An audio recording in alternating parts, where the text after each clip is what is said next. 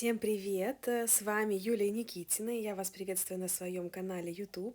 В этом видео я вам покажу бусю в новогоднем стиле. Для тех, кто не знает, кто этот персонаж, бусинку придумала я. Помимо нее есть еще и другие персонажи. И больше видео с персонажами в моем аккаунте Instagram. Я постоянно придумываю новеньких, и теперь сюда тоже буду размещать в более подробном формате. Итак, я нанесла голубой фон. Дальше я набрала на плоскую квадратную кисть два цвета, это темно-зеленый, и черный набрала на уголок. И такими движениями, как в видео, рисую елочку. На самом деле, в любой момент можно остановиться тогда, когда вам понравится форма елки. Я дорабатываю, пока она меня не устроит.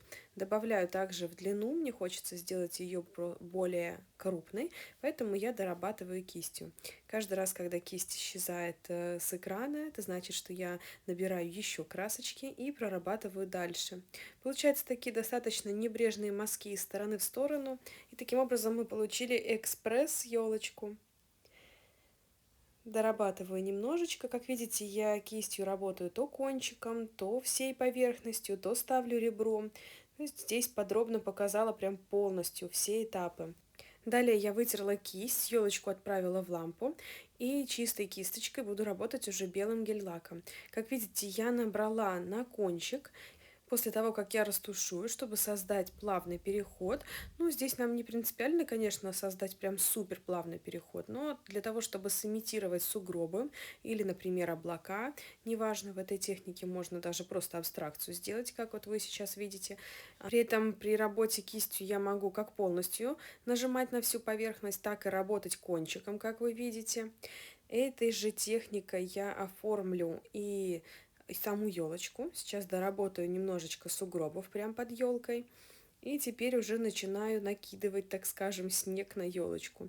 Работаю здесь уголком. Если вам неудобно, можно взять кисть более тоненькую, что-то помельче, даже можно скошенную. В общем, пробуйте. Но если вы хотите быстро и не хотите менять кисть в руках, можно оставить одну. Я прорабатываю кончиком и добавляю таким образом ярусы снега. В любой момент, когда вас устроит результат, вы можете остановиться. Такая елочка может быть и на каком-то блестящем, например, фоне.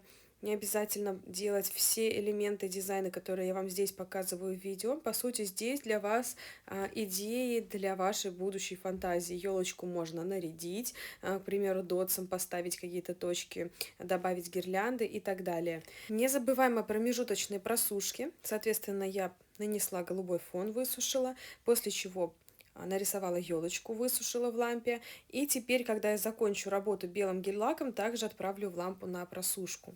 Для того, чтобы мне было проще рисовать дальше и прорисовывать тонкие линии, а там будут ножки и ручки у буси, я перекрываю очень тонким слоем матового топа. Это матовый топ бархат от серебро, и по нему очень легко удается прорисовывать, поэтому я это и сделала. Но этот этап можете пропустить, если вам идеальность не принципиальна. Итак, высушила в лампе матовый топ, он без липкого слоя, поэтому работаю дальше. Если у вашего матового топа есть липкий слой, то сначала снимаем дисперсию. И теперь с помощью дотса в крупном диаметре я рисую кружочек. Это наша бусинка. Дальше с помощью тоненькой кисти я дорабатываю кружок до идеала. Но если вас устраивает результат, который получился после того, как вы рисовали дотсом, вы можете оставлять так. Перфекционисты берут в руки кисть и дорабатываем до идеала. Дальше, не просушивая в лампе, с помощью тонкой кисти вытягиваю вот такие линии. Это у нас, собственно, ножки. Лучше делать так, прям как я показываю в видео, и перевернуть типс. Если это пальчик клиента, то тоже лучше переворачивать, чтобы вам было удобнее рисовать, потому что ножки все-таки достаточно тоненькие, и ручки тоже. Рисуем одну ручку и вторую. Если вам нравится видео и вы смотрите дальше, поставьте сейчас лайк, подпишитесь на канал, чтобы не пропускать новые уроки. Я дорисовываю ручки. После просушки черного гель-лака минимум 1 минуту, так как черный сушится достаточно долго, лучше даже 1,5, если у вас лампа не новая, я начинаю работать белым гель-лаком. И сейчас я рисую подмалевок для будущей шляпки, ну точнее часть я дальше раскрашу красным, Ну, не шляпки, а колпака, если быть точнее.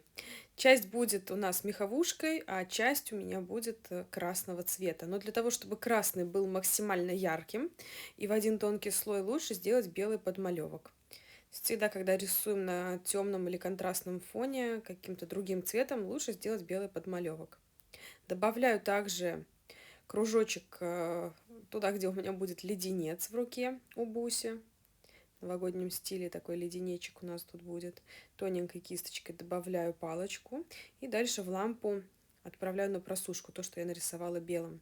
После чего я с помощью яркого красного, для колпака я вам рекомендую взять самый максимально яркий красный цвет, который у вас есть в палитре, потому что, так как я буду дальше добавлять на него черные тени, он может оказаться в итоге тускловат.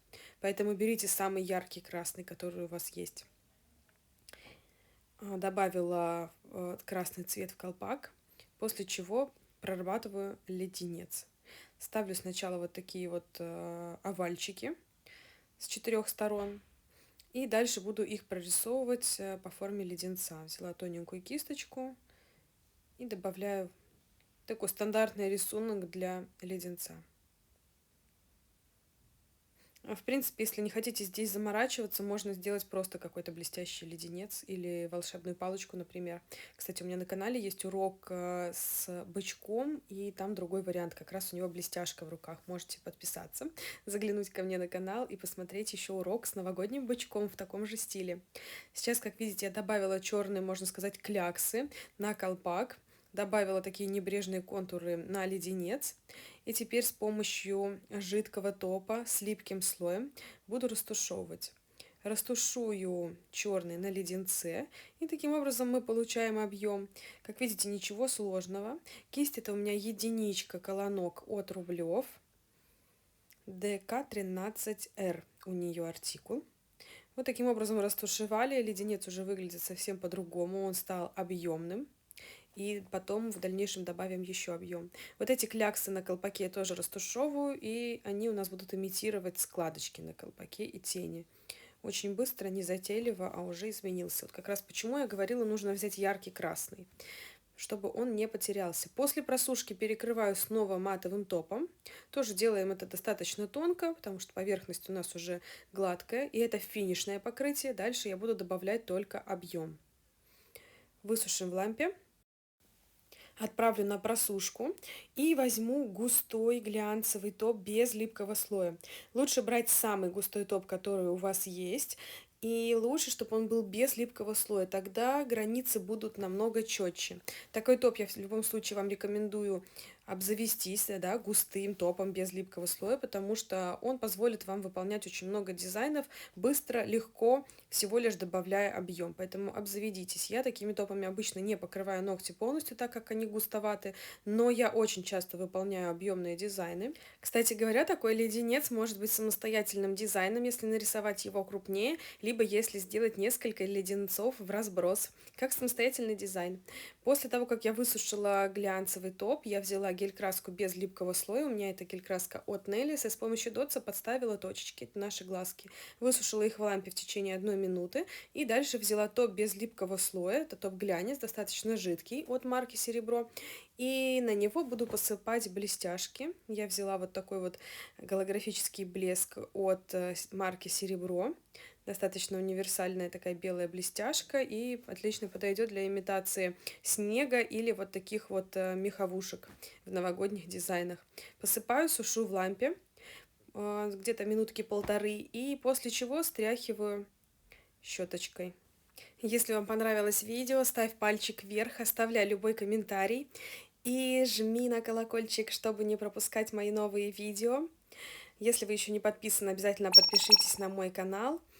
Жду ваш комментарий по этому дизайну. Спасибо за просмотр. Пока-пока. Кстати, в комментариях можете написать, какие бы еще хотели видеть видео от меня.